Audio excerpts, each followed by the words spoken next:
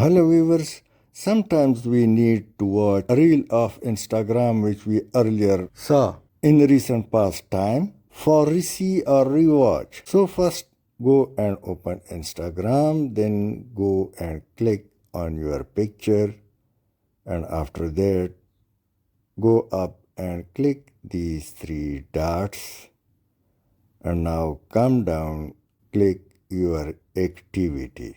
Now go again and click watch history. And now all reel you are watching, these were the reel of past. So let me play this one as you said. Let's back.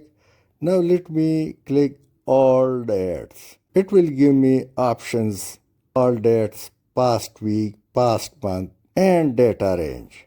So let me click data range and now give it start date, as well as we will feed end date and then apply and then check mark. Now all the specified date videos would be displayed in front of you. Click apply, and these were the specified videos which I already viewed on Instagram.